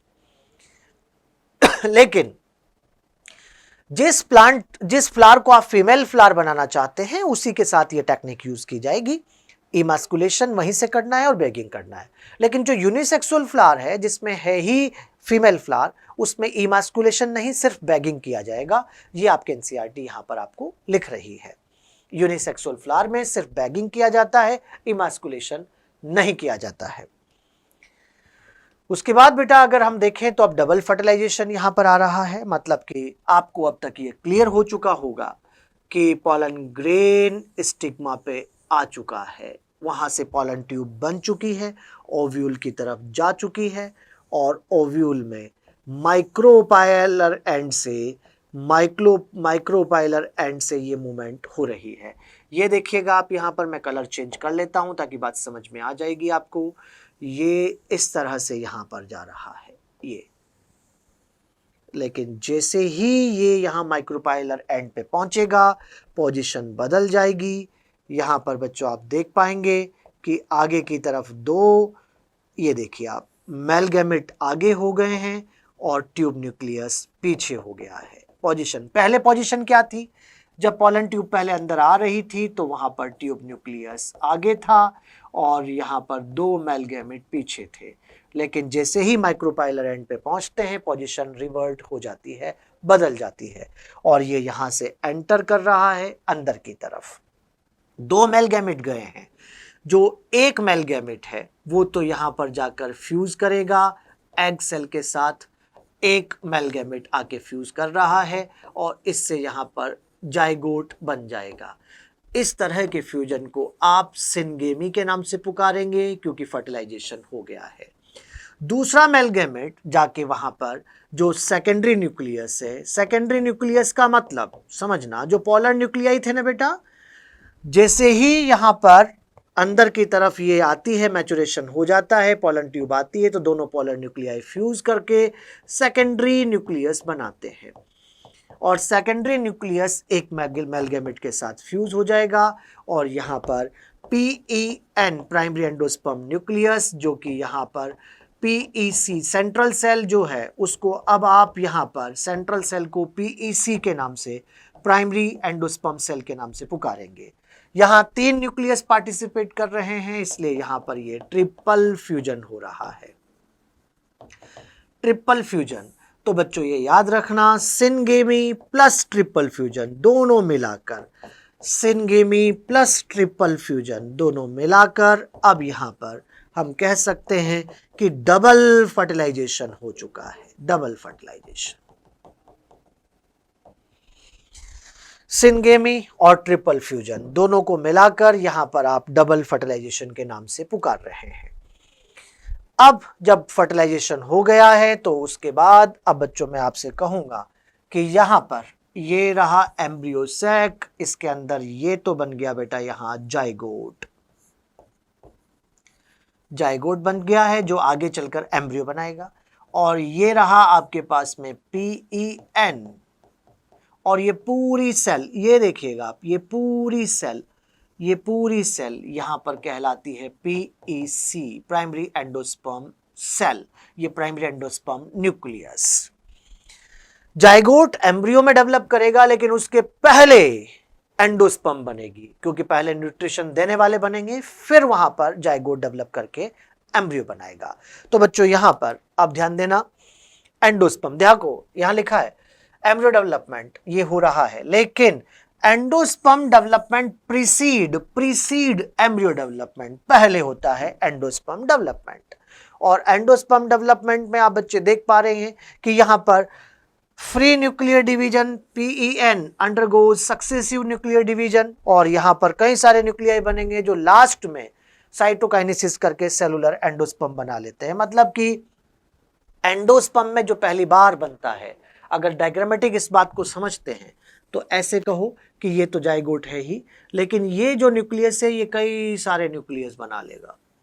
ये फ्री न्यूक्लियर डिवीजन हो रहा है, FND हो रहा है, और यहाँ पर ये कई सारे न्यूक्लियस बन गए, कई सारे न्यूक्लियस। इसको आप फ्री न्यूक्लियर एंडोस्पर्म के नाम से पुकारेंगे। और अब बेटा यहाँ पर साइटोकाइनेसिस हो जाएगा, और साइटोकाइनेसिस के बाद यहाँ पर आप देख पाएंगे कि ये तो जाइगोट है ही, और ये रही एंडोस्पर्म, एंडोस्पर्म, एंडोस्पर्म। मेरे बच्चों ये याद रखो, ये बात बहुत इंपॉर्टेंट है कि जब यहां पर ये एग सेल N, ये मेलगैमेट N, तो जाइगोट बना है 2N, लेकिन यहां सेकेंडरी न्यूक्लियस 2N और मेलगैमेट N, मतलब कि प्राइमरी एंडोस्पर्म सेल होती है 3N। इसका मतलब इसके एंडोस्पर्म 3N होने वाली है, 3N एंडोस्पर्म यहां पर बनेगी, 3N एंडोस्पर्म, बहुत इंपॉर्टेंट। एंजियोस्पर्म, जिम्नोस्पर्म के एंडोस्पर्म हैप्लॉइड बिफोर फर्टिलाइजेशन, या आफ्टर फर्टिलाइजेशन है तो ये 3N एंडोस्पर्म यहां पर बनती है। और ये रही एंडोस्पर्म जिसकी प्लॉइडी 3N होगी बेटा, 3N। लेकिन एक बात याद रखना कि जो कच्चा नारियल होता है, टेंडर कोकोनट, वहां पर आपको दोनों ही तरह की एंडोस्पर्म देखने को मिलेगी। यहां कोकोनट वाटर जो कि फ्री न्यूक्लियर एंडोस्पर्म बना रहा है, 1000 ऑफ न्यूक्लियस, और कर्नेल जो व्हाइट पार्ट होता है ना कोकोनट में, वो सेलुलर एंडोस्पर्म। मतलब कोकोनट में दोनों तरह की एंडोस्पर्म देखने को मिलेगी जब वो कच्चा मतलब टेंडर फॉर्म में होगा।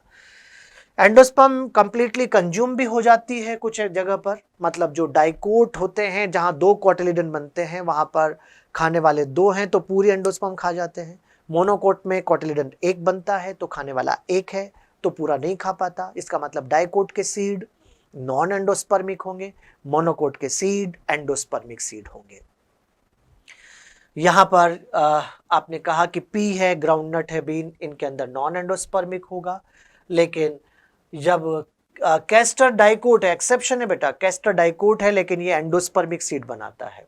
और इसी तरह से ऑर्किड एक्सेप्शन है मोनोकोट्स में जो कि नॉन एंडोस्पर्मिक सीड बनाता है, ये ध्यान रखना। वैसे तो व्हीट, राइस, मेज, इनके अंदर एंडोस्पर्मिक सीड होते हैं लेकिन ऑर्किड नॉन एंडोस्पर्मिक सीड बनाएगा। एम्ब्रियो डेवलपमेंट की बातें करते हैं तो जाइगोट डेवलप कर रहा है। पहले यहां पर 2 सेल बनाएगा, ऊपर वाली बड़ी एपिकल, और ये रही यहां पर ये छोटी एपिकल। ये उल्टा चल रहा है ना, क्योंकि माइक्रोपाइल नीचे है भाई, उल्टा चल रहा है। अगर ऐसा है तो यहां पर बेसल एपिकल सेल बनती है।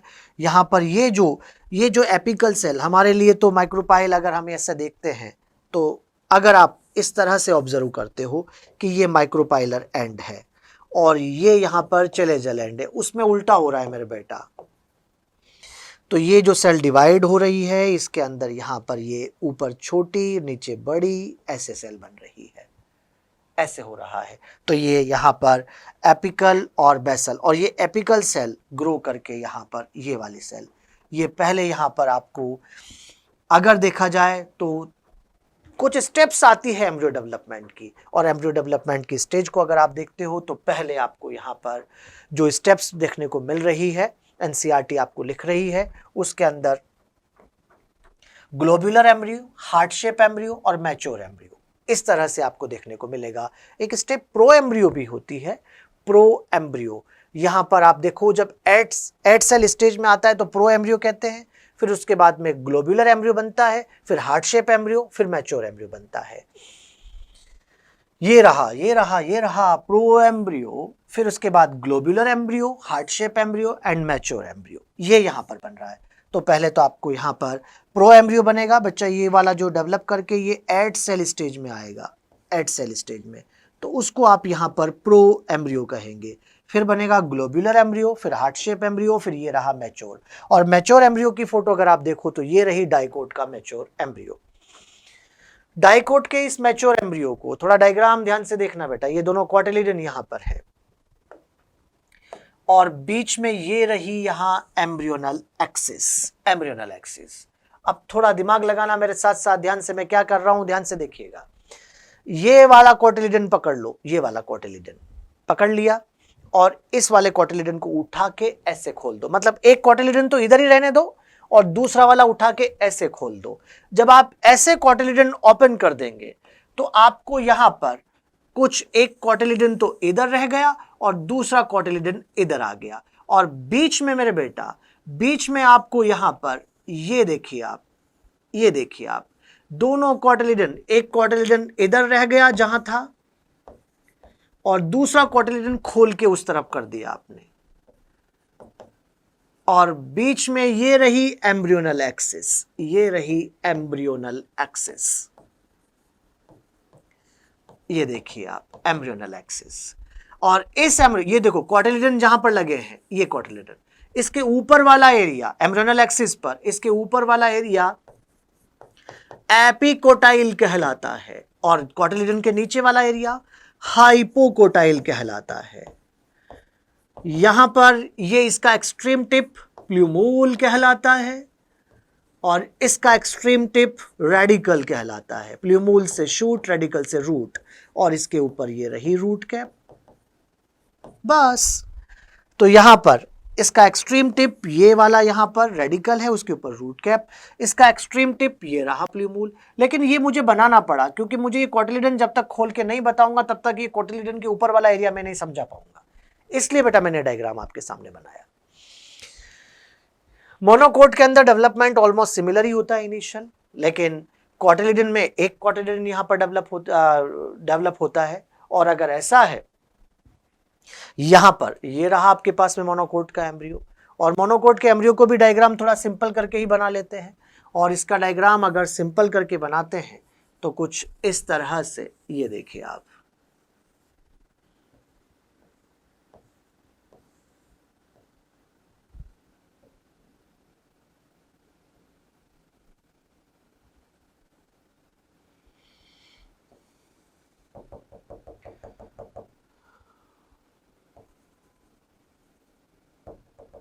ये देखिए मेरे बेटा, यहां पर ये लेटरल साइड पर एक कोटिलिडन स्कूटेलम कहलाता है।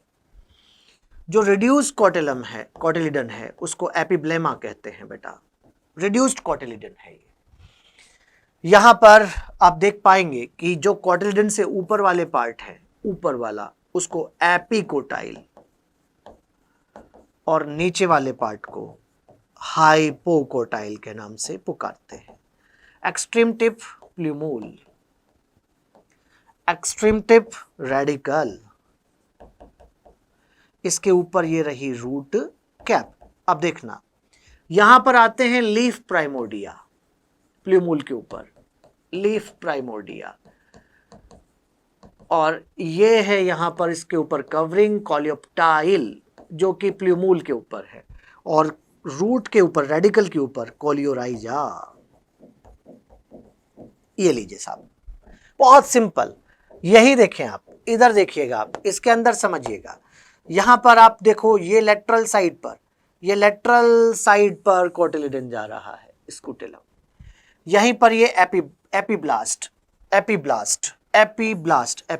कहलाता है, एपिब्लेमा नहीं, एपीब्लास्ट के नाम से पुकारेंगे। जल्दबाजी में शब्द गलत हो गया, एपीब्लास्ट कहेंगे मेरे बेटा। और ये रिड्यूस्ड कोटिलिडन है। इसके देखो, ये कोटिलिडन के ऊपर वाला, यहां चलिएगा आप, इधर की तरफ आप ऊपर जाइए, इधर की तरफ आप नीचे आइए, तो यहाँ इसका एक्सट्रीम टिप रेडिकल है, उधर यहाँ पर प्ल्यूमूल है, रूट कैप है, कोलियोराइजा है, और ये कोलियोप्टाइल है। वही डायग्राम है, बस थोड़ा सा हमने सीधा करके बना दिया है, और यहाँ पर आपको आराम से ये बातें समझ में आ जानी चाहिए।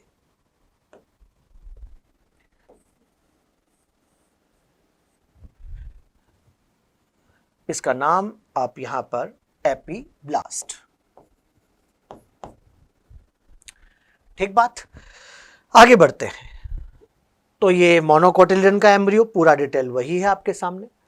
उसके बाद में आता है सीड, और सीड में बच्चों आप देख सकते हैं कि यहां पर इन angiosperm the seed is the final product of sexual reproduction, और जो सीड यहां पर तैयार हो रहा है वो ऊपर की तरफ सीड कोट इंटेग्यूमेंट बना रही है। एम्ब्रियो सेक के अंदर एम्ब्रियो है, एंडोस्पर्म, डाइकोट के अंदर नहीं, मोनोकोट के अंदर हो। अगर ऐसा है तो डाइकोट के सीड को आप नॉन एंडोस्पर्मिक, मोनोकोट को आप एंडोस्पर्मिक सीड के नाम से पुकारेंगे।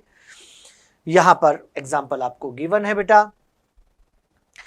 आप एंडोस्पर्म को एल्बुमिनस के नाम से भी पुकारते हैं बेटा, नॉन एल्बुमिनस या एक्स एल्बुमिनस भी कहते हैं, जहां पर कि एंडोस्पर्म नहीं होती, एल्बुमिनस के नाम से भी पुकारा जाएगा, और वही एग्जाम्पल आपको गिवन है। यहां पर जब सीड तैयार हो जाता है तो उसके अंदर वाटर कंटेंट बहुत कम हो जाते हैं, 10 से 15% मॉइस्चर रहता है मास का। मेटाबॉलिक एक्टिविटी बहुत स्लो डाउन हो जाती है, और इस कंडीशन को यहां पर डोरमेंसी कहा जाता है कि सीड डोरमेंसी में चला गया है। ये तब तक दोबारा जर्मिनेट ना कर जाए तब तक डोरमेंसी में रहेगा, जब तक इसको फेवरेबल कंडीशन ना मिल जाए तब तक ये डोरमेंसी में रहेगा। एडुकेट मॉइस्चर ऑक्सीजन नहीं मिल जाए तब तक। और डोरमेंसी पीरियड अलग अलग हो सकता है, यहां पर डोरमेंसी पीरियड सबके अंदर अलग अलग हो सकता है, लेकिन एक बात यहां पर ध्यान रखना, ovary develop into fruit, fruit बनाए लेगी, जिसको कि पेरिकार्प कहेंगे आप। ओवरी वॉल पेरिकार्प बना लेती है, फ्रूट वॉल, कार्प का मतलब ही फ्रूट है बेटा। फ्लेशी फ्रूट भी होते हैं, जैसे कि आपने गुआवा, ऑरेंज, मैंगो, और ड्राई भी है जैसे groundnut, mustard. Many fruit have evolve mechanism of dispersal of seed, ये आगे चल के बातें करेंगे। यहां पर सीड के नंबर भी वेरी करते हैं फ्रूट के अंदर ओव्यूल के नंबर पे। अब अगर ओवरी से फ्रूट बना है तो वो ट्रू फ्रूट है, लेकिन अदर देन ओवेरियन पार्ट बनता है तो उसे फॉल्स फ्रूट भी कहते हैं, जैसे कि थैलेमस से डेवलप होता है एप्पल के अंदर, स्ट्रॉबेरी के अंदर। यहां पर अगर फॉल्स फ्रूट देखें कैशू के अंदर तो ये फॉल्स फ्रूट यहां पर आ रहे हैं, थैलेमस से डेवलप होता है फ्रूट। मॉस फ्रूट ओवरी से ही बनते हैं, उनको ट्रू, और ये वाले फॉल्स फ्रूट कहलाते हैं। ऐसे फ्रूट जो सीडलेस होते हैं उसको पार्थेनोकार्पिक कहते हैं। सीडलेस फ्रूट बनाना जैसे नेचुरल पार्थेनोकार्पी हो रही है, लेकिन आर्टिफिशियल भी इंड्यूस कर देते हैं, आर्टिफिशियल हार्मोन स्प्रे करके इसको इंड्यूस कर देते हैं। जैसे आप कुछ पपाया, कुछ पपीता ऐसे देखते हैं जिसमें सीड नहीं निकलते, वो आर्टिफिशियल पार्थेनोकार्पिक बनाए गए हैं। उसके बाद में अगर देखें बेटा तो यहाँ पर advantage, seeds offer several advantage reproductive processes के अंदर, पॉलिनेशन, फर्टिलाइजेशन, इंडिपेंडेंट वाटर, मतलब पानी पे डिपेंडेंस नहीं है, और मोर डिपेंडेबल सीड फॉर्मेशन, मतलब कि सीड का बनना अश्योर्ड है, यहाँ पर पानी की इसमें नीड नहीं है। Also seed have better adaptive strategy for dispersal. ये सारी बातें बहुत सिंपल है, आप यहाँ से पढ़ सकते हैं। सीड के डायग्राम भी आपको दिए गए हैं यहाँ पर, और यहाँ एलुरेल लेयर ये जरूर ध्यान रखना 3n होती है, जो मॉर्फोलॉजी में आपने पढ़ी हुई है। ये फॉल्स फ्रूट जिसमें थैलेमस से डेवलप हुआ है। डिहाइड्रेशन का ये सब बातें यहाँ पर सीड को स्टोर करने के लिए है। सीड वायबिलिटी, इसके लिए कुछ एग्जाम्पल याद रखिएगा आप, जैसे ल्यूपिन, ल्यूपिन का सीड जिसको ल्यूपिनस आर्कटिकस कहते हैं, आर्कटिक टुंड्रा से लिया गया, 10,000 साल की डोरमेंसी नोट की गई है। इसी तरह से डेड पाम के लिए 2000 साल, डेड पाम का जो फोइनिक्स डक्टाइलिफेरा है 2000 साल का उसका आपको dormancy. After completing a brief of account of sexual reproduction, flowering plant is worth attempting to comprehend. ये तो सब चीजें आराम से समझ में आ जाएगी, कोई बड़ी बात नहीं है। यहाँ पर अब आपको यहाँ ये सिंपल बातें एनसीईआरटी लिख रही है। अब आता है साहब एपोमिक्सिस एंड पॉलीएम्ब्रियोनी। एपोमिक्सिस और पॉलीएम्ब्रियोनी। एपोमिक्सिस, एपो मतलब विदाउट, मिक्सिस मतलब mixing. Without fertilization, without gamete fusion, अगर यहाँ पर एम्ब्रियो डेवलपमेंट होता है तो उसी को एपोमिक्सिस कहा जाएगा। पॉलीएम्ब्रियोनी मतलब मल्टीपल एम्ब्रियोज का बनना, तो इसके लिए यहाँ पर आप ऐसे सीड जो डेवलप होते हैं जो एपोमिक्टिक सीड कहलाते हैं। एपोमिक्टिक सीड जो कि एपोमिक्सिस से बनते हैं, मतलब एसेक्सुअली बनते हैं, विदाउट फ्यूजन, गैमेट के फ्यूजन अगर सीड डेवलप हो रहा है तो उसको एपोमिक्टिक सीड कहा जाएगा। यहां पर in some species the diploid egg cell is formed without reduction division and develop into embryo without fertilisation. More often as in many citrus mango. यहाँ पर अगर मैं आपको इसको सिंपल एक डायग्राम में समझाऊं तो आपको कुछ इस तरह से ये समझाऊंगा बेटा। जैसे मान लीजिए यहाँ पर हमारे पास खाली जगह ये रही, यहां देख लीजिए आप, ये रहा एम्ब्रियो सैक, एम्ब्रियो सैक, ये न्यूसीलस। मेरे बेटा ये याद रखना, कभी कभी अगर न्यूसीलस साथ में रह जाती है सीड के बाद भी, न्यूसीलस वैसे तो डिजेनरेट हो जाती है तो उसे पेरिस्पर्म कहा जाता है। ये देखिए आप, ये रही एग सेल, सिनर्जिड, ये एंटीपोडल, और ये पोलर न्यूक्लियाई, और ये सेंट्रल सेल। अब देखिएगा, अगर ऐसा होता है कि megaspore mother cell 2n without meiosis embryo sac बना दे, विदाउट मियोसिस एम्ब्रियोसेक बना दे, अगर ऐसा होगा तो यहां की एग सेल जो बनेगी वो 2n होगी, और यही विदाउट फर्टिलाइजेशन एम्ब्रियो बना दे। ये लीजिए साहब, पहला तो ये हो गया। न्यूसीलस इंटेग्यूमेंट की सेल यहां पर डेवलप कर जाए, न्यूसीलस और इंटेग्यूमेंट,